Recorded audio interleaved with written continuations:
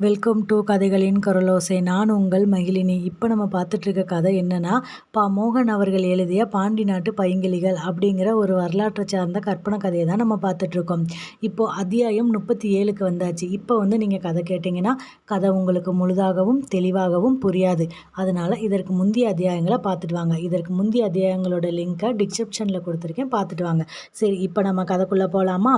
அத்தியாயம் 37. புத்த பிக்குகள் தப்பி ஓட்டம். புத்த விகாரில் தன் அறையில் அமர்ந்து ஓலையில் எதையோ எழுதி கொண்டிருந்தார் நாகநந்தி. தாதுசேனனையும் ஜோட்டதிசனையும் சங்காவை சந்திக்க அனுப்பி வைத்த பிறகு இதுவரை சரியான தகவல் எதுவும் வராதது அவருக்கு கவலையை அளித்து கொண்டிருந்தது. இருவரும் மலைநாட்டிற்கு சென்றது வரை அவர் ஒற்றர்கள் தகவல் தந்து கொண்டிருந்தார்கள். ஜோட்டதிசனும் தாதுசேனனும் தான் அளித்த முத்திரை மோதிரத்தை காட்டி மலைநாட்டிற்குள் சங்காவின் இருப்பிடத்திற்கு சென்றது வரை அவர் தெரிந்து கொண்டார். ஆனால் அதன் பிறகு நடந்த நிகழ்ச்சிகள் எதுவும் தெரியவில்லை.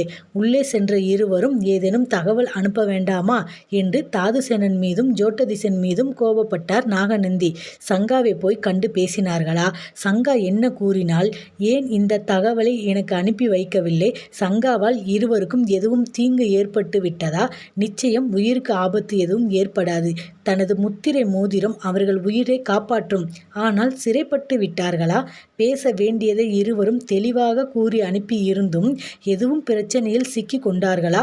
எதுவாக இருந்தாலும் அவர்களை காக்க வேண்டும். அதற்காக தனது தூதுவன் ஒருவனை அனுப்பி வைக்கவும் தனது முத்திரை மோதிரத்தையும் கொடுத்து அனுப்ப வேண்டும் என்று நினைத்து ஓலையில் தகவலை எழுதி கொண்டிருந்தார் நாகநந்தி. அப்போது ஒரு புத்த பிக்கு அவசரமாக ஓடி வந்தார். குருவே, குருவே என்று ஓடி வந்தார். தலையை நிமிர்த்து பார்த்த நாகநந்தி, என்ன இவ்வளவு அவசரம் என்று கேட்டார் நாகநந்தி. தாதுசேனன் வந்து கொண்டிருக்கிறார் என்றார் பிக்கு. கூட யாரும் வருகிறார்களா என்று கேட்டார் நாகநந்தி. அவருடன் 5 வீரர்கள் வருகிறார்கள் என்றார் பிக்கு. ஜோட்டதிசன் வருகிறானா?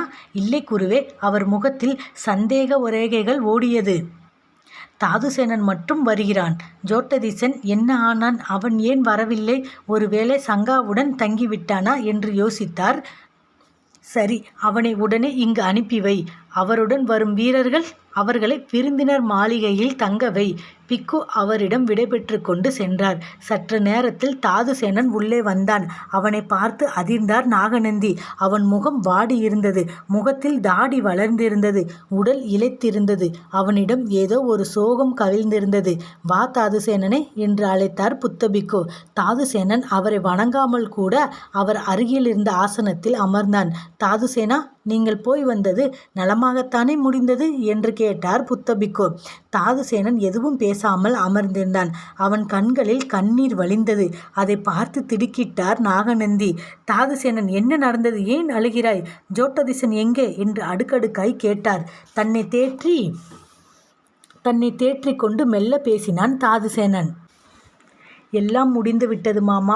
உங்கள் கனவு, எனது கனவு எல்லாம் முடிந்து விட்டது என்று கூறி அழுதான் தாதுசேனன். தாதுசேனா, முதலில் அழுவதை நிறுத்து.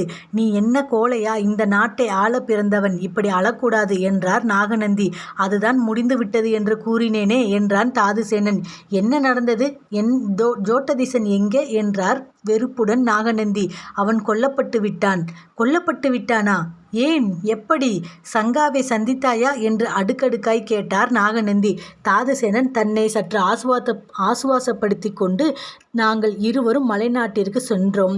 சங்காவின் இருப்பிடத்தை அடையும் முன் தடுக்கப்பட்டோம். உங்கள் முத்திரை மோதிரத்தை காட்டி உள்ளே சென்றோம். சங்காவை சந்தித்தோம். ஆனால் நாங்கள் நினைத்தது போல் எங்களை அவள் ஒன்றாக சந்திக்காமல் தனித்தனியாக சந்தித்தாள். ஜோட்டதிசன் அவளிடம் என்ன கூறினான் என்று எனக்கு தெரியவில்லை. நமது திட்டப்படி நான் அவளை திருமணம் செய்து கொள்வதாக தெரிவித்தேன். என்னை ஏற்றுக்கொண்டான். ஜோட்டதிசனை கைது செய்து சிறையில் அடைத்து விட்டாள் என்று கூறி நிறுத்தினான் தாதுசேனன். நாகநந்தி இடைமறித்தார். அவன் என்ன கூறியிருப்பான் என்று எனக்கு தெரியும் என்றார் நாகநந்தி. தெரியுமா? பின் எதற்கு என்னுடன் அனுப்பி வைத்தீர்கள்?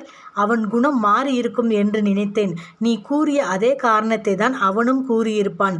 ஆனால் நேரடியாக தெரிவித்திருக்க மாட்டான். நீ நேரடியாக தெரிவித்தாலும் எனது உறவினன் என்பதாலும் சங்கா உன்னை ஏற்றுக்கொண்டாள்.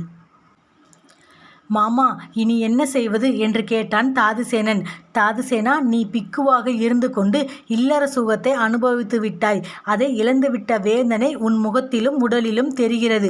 முதலில் குளித்துவிட்டு மீண்டும் பிக்குவாக வா, உன்னிடம் நிறைய பேச வேண்டும். எனக்கும் சில வேலைகள் இருக்கிறது என்று கூறி அவனை அனுப்பி வைத்தார் நாகநந்தி. தாதுசேனனும் விகாரைக்குள் சென்று குளித்து உணவடைந்துவிட்டு பிக்குவின் உடையில் மீண்டும் நாகநந்தியை காண வந்தான். நாகநந்தி ஒரு ஓலைச்சுவடி கட்டை வைத்து கொண்டு எதையோ யோசித்து கொண்டு அவ்வப்போது தலையை ஆட்டிக்கொண்டு இருந்தார். அவருக்கு சமாதானம் கூறுவது போல் தனக்குள்ளே பேசிக்கொண்டார். தாதுசேனன் அவர் அருகில் அமர்ந்தபடி அவரையே பார்த்து கொண்டிருந்தான். நீண்ட நேரம் கழித்து ஓலைச்சுவடி கட்டை கட்டி வைத்துவிட்டு தாதுசேனனை பார்த்தார். நல்லது நல்லது, உனக்கு இந்த வேடம்தான் சரி என்று அவனை பார்த்து கூறினார். மாமா, உங்கள் நடவடிக்கைகள் எனக்கு எதுவும் விளங்கவில்லை.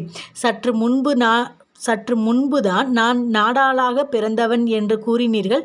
இப்போது பிக்குவின் உடையை அணிந்து வரச் சொல்லிவிட்டு இந்த வேடம்தான் சரி என்கிறீர்கள். என்ன சொல்ல வருகிறீர்கள்? எனக்கு ஒன்றும் விளங்கவில்லை என்று குழப்பத்துடன் பேசினான் தாதுசேனன். உண்மைதான் தாதுசேனா, தப்பி செல்ல வேண்டுமென்றால் இந்த வேடம்தான் சரி என்று கூறி சிரித்தார். தப்பி செல்ல வேண்டுமா? யார் தப்பி செல்ல வேண்டும்?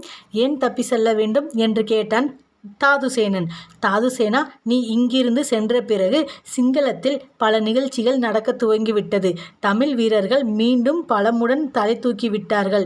இவர்களுக்கு உதவியாக கடல் கடந்து மன்னன் கரை இறங்கி விட்டான். இப்போது இருவரும் சேர்ந்து சிங்கள ஆட்சியாளர்களுடன் போர் புரிய போகிறார்கள். இந்த நிலையில் நாம் இங்கிருப்பது நல்லதல்ல. அதனால் நாம் தப்பிவிட வேண்டும் என்றார் நாகநந்தி. ஏன் மாமா தப்பி ஓட வேண்டும்? சங்காவின் படைகளை இங்கு அழைத்து வரலாம். ஜோட்டதிஸின் படைகள் இங்கு இருக்கிறது. அவர்களையும் திரட்டலாம். நாம் அவர்களுடன் போர் செய்து ஆட்சியை பிடிக்கலாமே என்றான் தாதுசேனன். இல்லை தாதுசேனா, அதற்கு காலம் இல்லை. பாண்டிய மன்னன் மாத்தோட்டம் துறைமுகத்தில் படையுடன் இறங்கிவிட்டான். அவனுடன் தமிழர்களையும் படை சேர்த்து விட்டான். இனிமேல் நாம் படை திரட்டி போரிட முடியாது. அது மட்டுமல்ல, உனது பிறந்த நாள் கோள்களின்படி நீ இப்போது தலைமறைவாக வாழ வேண்டிய காலம் இது. அதனால் நாம் இங்கிருந்து உடனே புறப்பட வேண்டும்.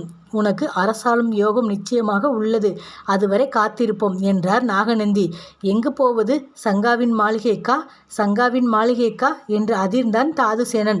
அவன் எண்ணத்தை புரிந்து கொண்ட நாகநந்தி, சங்கா இல்லாவிட்டால் என்ன தாதுசேனா, உனக்கு வேறு பெண்கள் அங்கு காத்திருப்பார்கள் என்றார் நாகநந்தி. சிரித்து கொண்டே கூறினார் நாகநந்தி. அத்தியாயம் 37 இதோடு நிறைவடைஞ்சிருச்சு. அத்தியாயம் 38 அடுத்த வீடியோவில் பார்க்கலாம்.